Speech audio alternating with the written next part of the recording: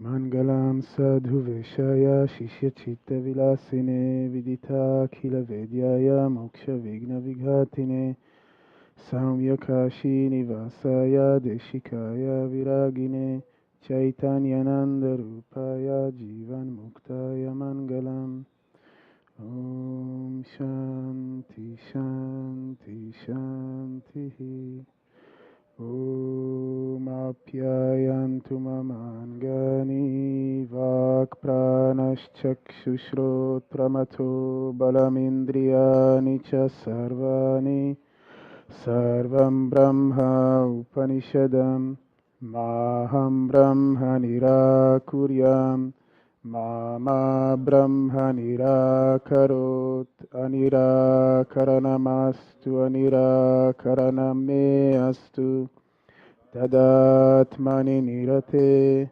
Yaupanishadsu Dharmaste Mai Santu Te Mai Santu Om Shanti Shanti Shanti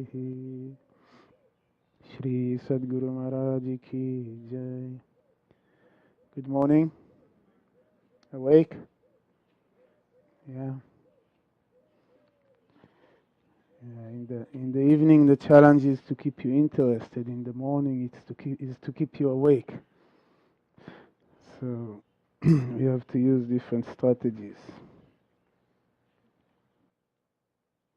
Last night, we have seen the first verse, the first mantra of the Kena Upanishad, in which the student is asking his master, willed by whom does the directed mind go toward its object? Being directed by whom does the vital force that precedes all proceed toward its duty?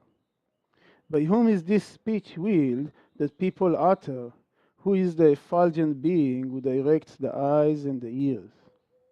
So we have discussed a little bit about it, and we explained that he is not asking about some external master who directs and governs the body. He was asking about the consciousness, which is the ground of being, which underlies the manifestation of the body and the mind and the senses, etc. And this morning we are going to see the answer that the master is giving his student. And we will start by chanting together. Yesterday you did a wonderful job, so we will do it again. I will chant a couple of words and you can repeat after me. Shrotrasya Shrotram Manaso Manoyat Vacho Havacham Sa Upranasya Pranaha Chakshush Chakshu Atimutya Dhira Pretyasma Lokat Amrita Bhavanti. Very good. Shrotrasya Shrotra Manaso Manoyat Vacho Havacham Kau Pranasya Pranaha. The master is telling the student, since he is the ear of the ear, the mind of the mind, the speech of speech, the life of life, and the eye of the eye, therefore the intelligent man, after giving up self-identification with the senses and renouncing this world, become immortal. Got it? If you listened, you're probably a little confused because there's no any connection between the question and the answer. What was the question? Who is the director of the eye and the speech and the prana and the mind? And what is the answer? Since he is the ear of the ear, the eye of the eye, and all this, therefore, the intelligent person renouncing the world and attaining immortality. Did it answer the question? No. So what is going on here?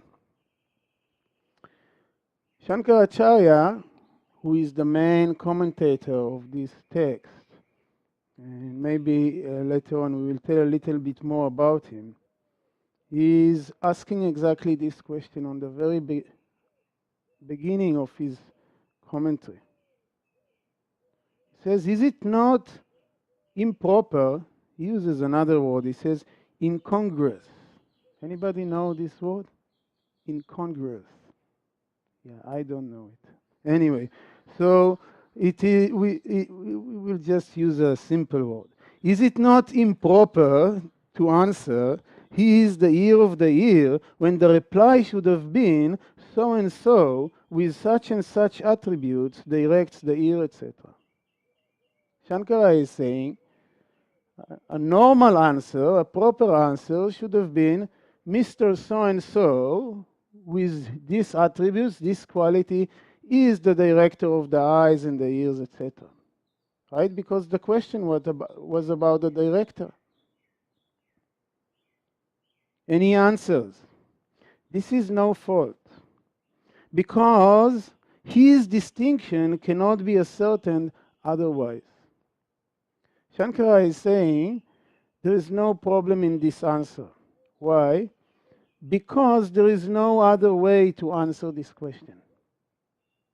You cannot answer this question in the normal way. Mr. So-and-so is the director of the ears of the eye, because there is no Mr. here. Somebody asked one teacher,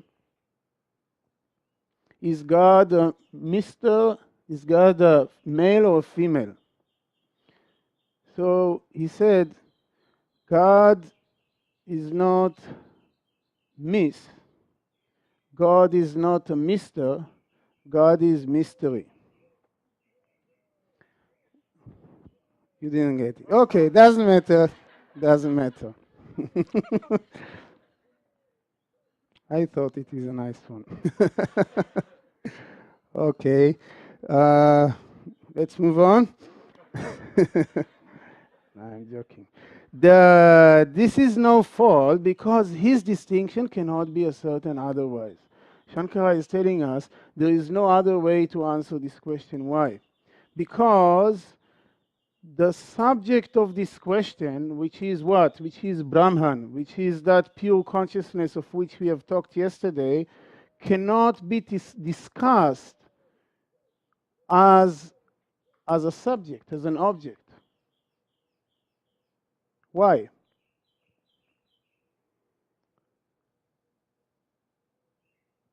Object implies limitations. What is an object? Object is something which is confined, which has borders, which has limits. When I say a glass, I separate this glass from everything else in my vision, in my perception. The word glass itself defines this. It's putting a borders in relation to everything else which is not falling under glass, right? So objects are limited by nature. Objects have borders, have limitations, have definitions. When we talk about consciousness, consciousness is indefinable. Consciousness, or that Brahman which is consciousness, cannot be spoken about without missing the target. It cannot be defined. And this is our main problem here. Many times when I lecture and I talk about consciousness, people say, okay, can you please define consciousness? And I say, no. You cannot define consciousness, because definition, by its very nature, implies limitation, implies borders. Every definition is separating the object from everything else. Now, consciousness doesn't have any limitations. Consciousness is not bound by space. Consciousness is neither here nor there. Consciousness is. Consciousness is not bound by time. Consciousness is not bound by circumstances. Consciousness is not the result of anything else. You see, this book is the effect of paper. Paper is the cause and book is the effect, right? We all know it. Here, yesterday we talked about this cloth. We can say that the thread is the cause and the cloth is the effect, right? Everywhere we look around, we see relationships of cause and effect. Now, when we talk about consciousness, what is the cause of consciousness? There is no cause for consciousness. Consciousness is not a composite thing. You see, this book is a composite thing. It is a composition of papers. You take papers and you bound them together after printing on them. It becomes a book. But when we talk about consciousness, consciousness is not a composition. Is not something which is made out of something else. And therefore it has no borders. You cannot disintegrate it into its own cause. Like if I take this book and I tear the pages one by one, it will be no more a book. But can you do the same for consciousness? You cannot. And therefore, when you want to talk about consciousness, you have a serious problem. You cannot say much. Whenever you try to say something about it, you are actually trying to put a border, to put limitations to it. Our normal day-to-day experience is that consciousness is somewhere here, in this box. We confine consciousness to our identification with the body and the mind. But this is wrong. We call it superimposition. Because consciousness is not really confined to anything. Do we have any experience, any example that can help us understanding this? The Vedanta philosophy is giving the example of space. Think about space. Again, my beloved glass is helping me a lot to explain everything. So I have here a glass, right? And my finger is now inside the glass, right? And now my finger is outside the glass, correct? So now we have two spaces. We have the inner space and we have the outer space, correct? No, wrong. There is no such a thing as inner space and outer space. It is just an idea. It is just an imagination. You want to see why? Tell me what happens to space now. Did I move space? Did I turn space upside down? What happened to space? Nothing happens to space. Why? Because a glass cannot contain space. It is space that contains glass. We have here the TTCs studying the Bhagavad Gita. In the Bhagavad Gita, Lord Krishna says, I don't remember exactly where, he says, they are in me. He's talking about about everything, but he says about all the creatures. They are in me, but I am not in them. They are in me, but I am not in them. What is the meaning? The meaning is exactly this. Everything is within space. The glass is within space. But is the space within glass? You see, people talk about inner space and outer space. Now I break the glass. What happens? Do I merge the inner space with the outer space? Did anything happen to space? Nothing happens to space. Space does not depend on the glass. The glass only appears to create limitation in space. It is only an imagination. Why? Because, truly speaking, space is not affected by the glass at all. It is the glass that is affected by space. Glass is within space, but space is not within the glass. And the very next verse, Lord Krishna is saying, but truly speaking, neither they are in me, nor I am in them. Which means that, truly speaking, there is no connection between space and the glass. It is just an idea, it is just an imagination. Space and glass are completely separate, they are always separate. In the same manner, the Vedanta philosophy is talking about consciousness. Consciousness is not affected by the body and the mind. The body and the mind, what we call the personality, is like the glass, which appears to separate space. This complex, which is called body and mind, is like the glass. And we imagine that consciousness is confined here. This is my consciousness. And your consciousness is right there. This is our normal understanding. But truly speaking, consciousness is never divided, is one. And it is never affected by any appearance of body and mind. Some of you have learned the term upadhi. What is upadhi? This is exactly what upadhi is. This glass now is an upadhi of space. It appears to create separation within space. It is a limiting adjunct. This is the way it is translated. This glass appears to create limitation in space. It is false.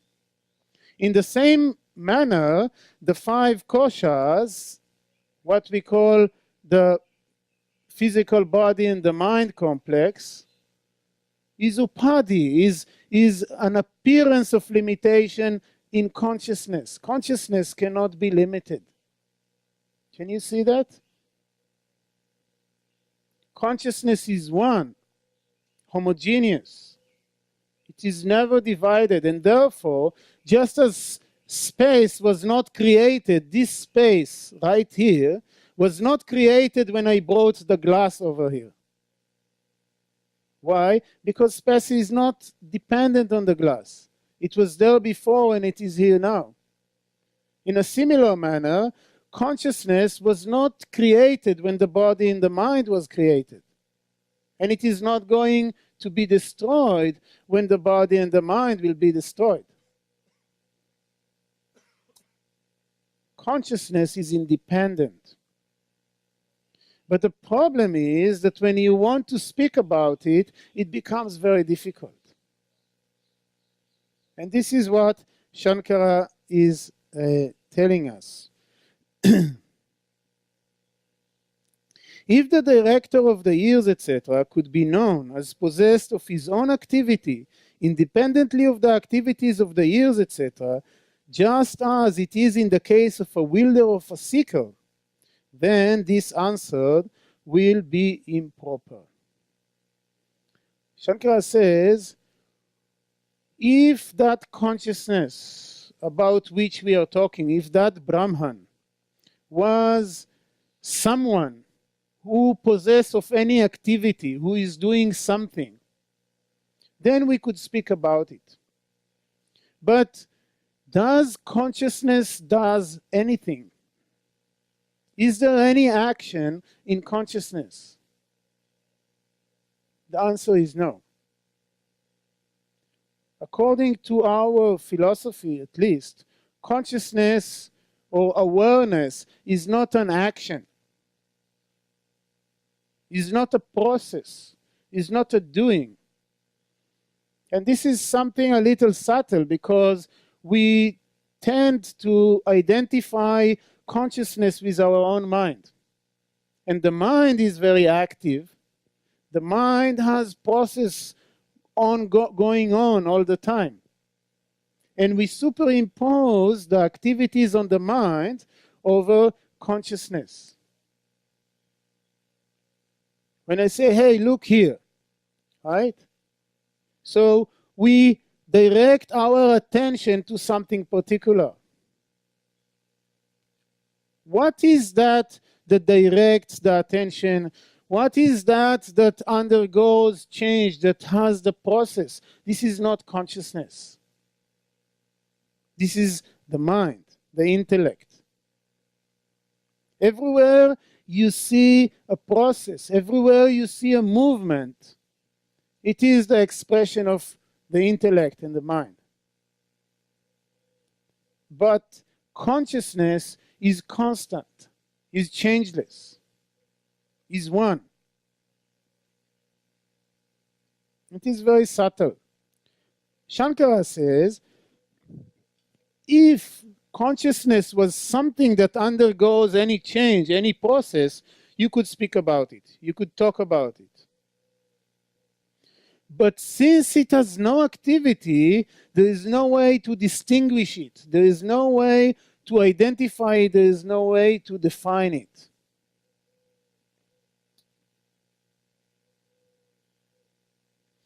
But as a matter of fact, no director of years, etc., possessed of his own activity is apprehended here like the mower possessed of a sickle, etc.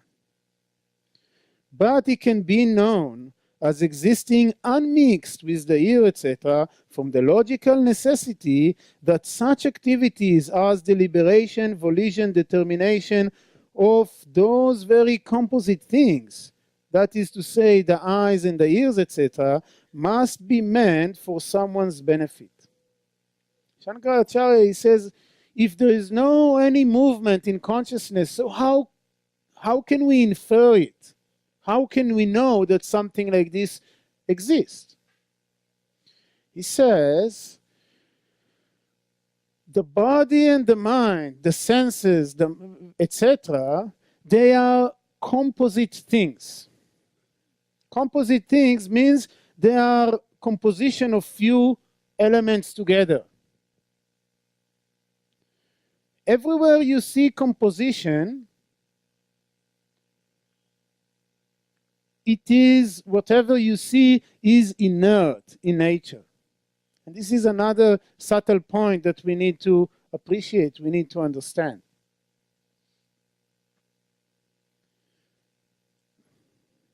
This book is a composite thing. It is a bunch of papers which are held together with staples, right? There is some ink printed on it and all kind of stuff, right? This is a composite thing. It is made of different elements.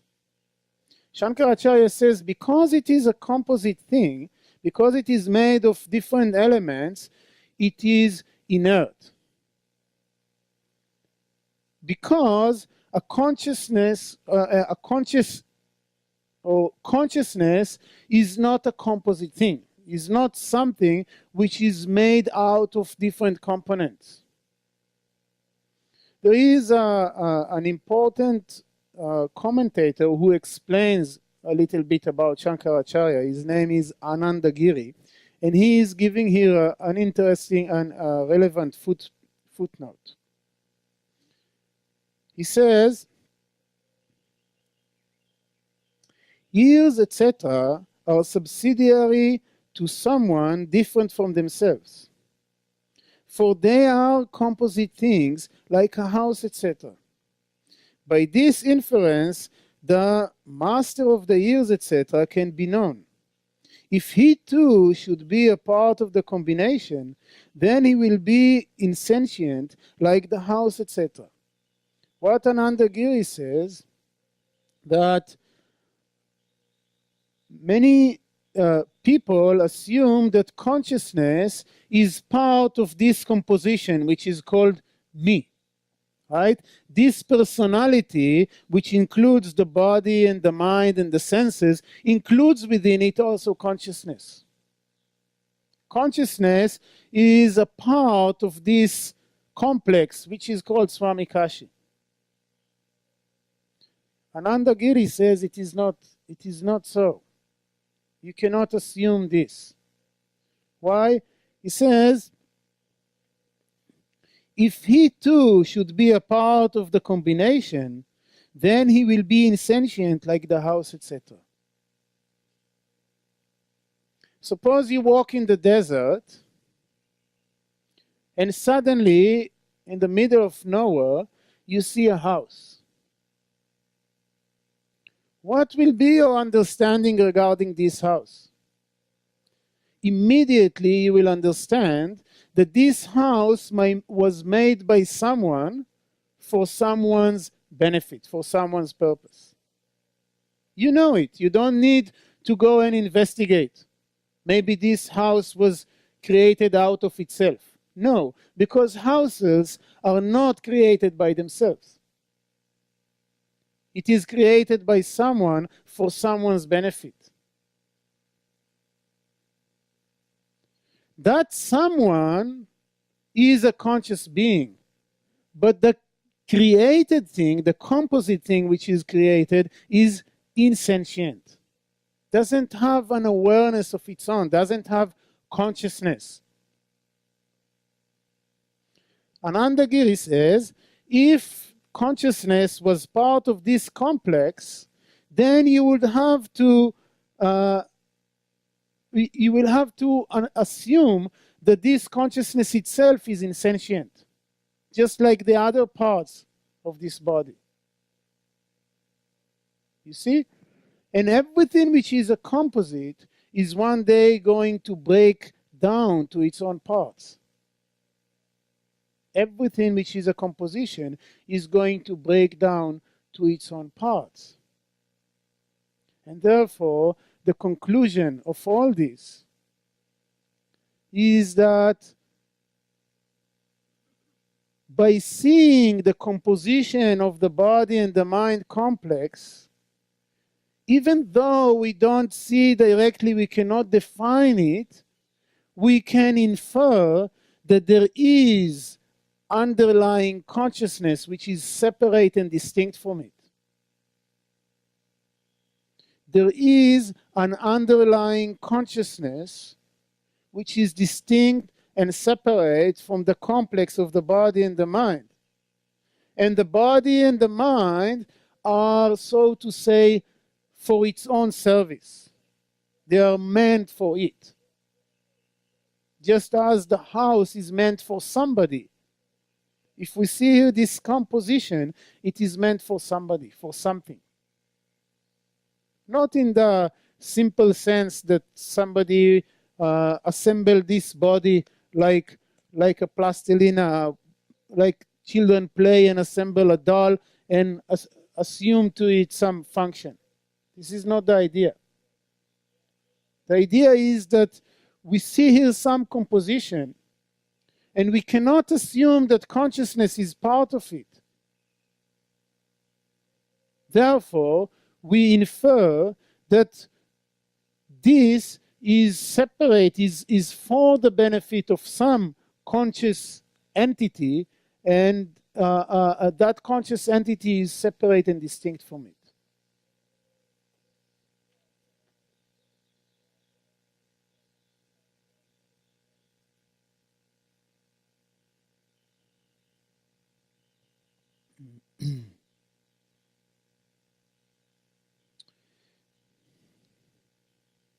Just as in the case of a house, so also in this case, there does exist someone standing outside the conglomeration of the ears, etc., by whose necessity is impelled the group of the ears, etc. This is how Shankaracharya explained what we just have said. Thus, from the fact that composite things exist for the need of someone else, a director of the ears, etc., can be known. Now, Shankaracharya raises another objection. Do you remember what was the verse? Shrotrasya Shrotra Manaso Manoyat. Since he is the ear of the ear, the eye of the eye, etc., etc., therefore, the intelligent being, after renouncing this world, attain immortality. And now he is asking another question. What again can there be the significance here of the expression the ear of the ear? For just as a light has no need for another light, so in this context the ear can have no need for another ear. Last night we talked about self-luminosity, right? We said that this light doesn't need another light to illumine it. If you want to know the light lamp, you don't need another light to enlighten it. If you want to know the glass, you need some light, because this glass doesn't have lights of its own. You remember? Yesterday we discussed about it. Shankaracharya says, it is true maybe in the case of light, but it is not true in the case of the ear, in the case of the eye. Do you need another eye in order to see? Does the eye need a separate eye in order to see? No, the eye itself is seeing. Why the eye is needing another eye? Does the ear need another ear in order to hear? No. There is no fault. Now is the answer. The significance here of the expression is this. The ear, to wit, is seen to be able to reveal its own object. This ability of the ear to reveal its own object is possible only when the non-eternal, non-composite, all-pervading light of the self is there, but not otherwise. Hence the expression, ear of the ear, is justifiable. Shankara is telling us the ear doesn't need another ear to hear. It is true. But unless consciousness is there, unless awareness is there, there is no such a thing as hearing. Hearing depends on consciousness, and we know it. Seeing depends on consciousness. Yesterday we have mentioned this question of the Bishop of Berkeley about the tree falling in the forest. Unless there is awareness, unless there is consciousness, there is no question of seeing and hearing. And therefore, that consciousness is, so to say, the ear of the ear. That consciousness is, so to say, the eye of the eye, etc. And therefore, this expression is proper and in place. Now our time is up, but tomorrow morning we are going to see that the teacher is very uncomfortable with the answer that he himself gave. Because you can see, you can feel it, right? It is not easy to not only to understand. It is when you say something that doesn't make a lot of sense, it is very uncomfortable. So we are going to see that the teacher himself is very uncomfortable. We will see it tomorrow. And now we will take a few seconds and sit quiet and conclude this session.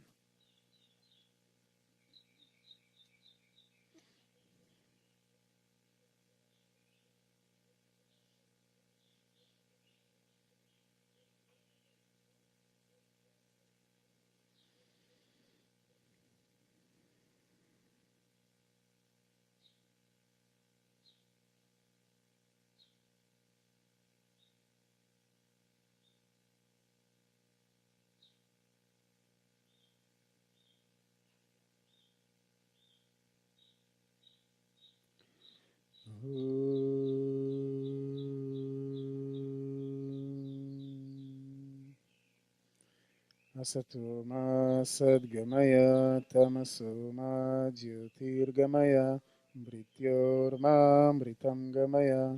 Om Purnamada Purnamidam Purnat Purnamudachyate Purnasya Purnamadaya Purnameva Vashishyate. Om Shanti Shanti Shanti. Shri Sadguru Maharaj Ki Jai.